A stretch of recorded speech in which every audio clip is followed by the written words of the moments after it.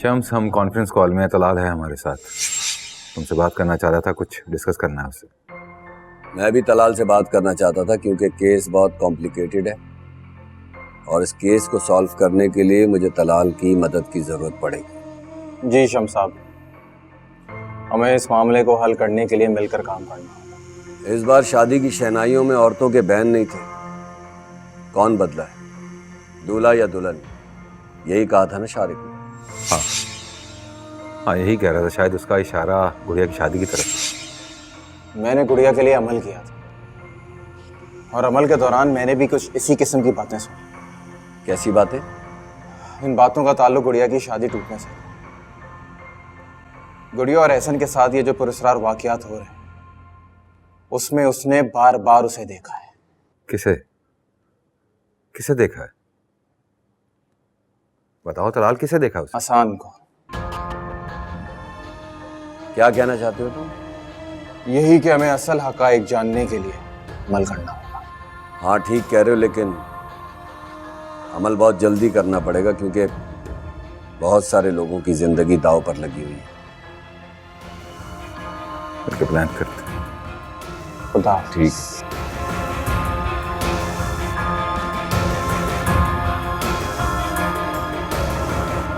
क्या आपको पूरा यकीन है कि वो किताब तलाल के पास ही है? हाँ, उसके अलावा और कोई हो ही नहीं सकता। तुम जितनी जल्दी हो सके उसके डेरे पे जाओ और तलाशी लो। किताब वहीं कहीं होगी, वहीं होगी वो किताब। तो फिर ठीक है, मैं अभी वो किताब ढूंढने जा रहा हूं। और सुनो, खाली हाथ मत आना। मुझे वो किताब हर कीमत पे चाहिए। जाओ। बेफिक्र रहे।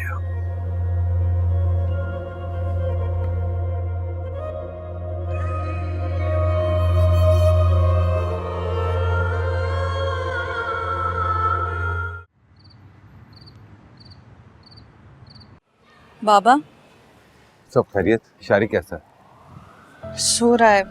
बना आंटी उसके साथ ही हैं। पर बाबा, शारिक को कुछ भी याद नहीं है। पैर चोटें तो से आई हैं। और नूर कैसी है? नहीं बाबा, हैरत की बात है कि उसके चेहरे पर, उसके जिस्म पर कोई निशान नहीं। हमने जो कुछ देखा ऐसा कुछ भी नहीं है। अलबत्ता नूर बहुत परेशान है, घबराई हुई है। अल्लाह ने शारिक की जान बचा ली, अल्लाह का लाख लाख शुक्र है। अब दोबारा शारिक के सामने कोई भी इस बात का जिक्र नहीं करेगा, वरना वो परेशान हो जाएगा। और नूर से पूछ लो, अगर वो अपने घर वापस जाना चाहती है तो कुछ दिनों के लिए वापस चली जाए।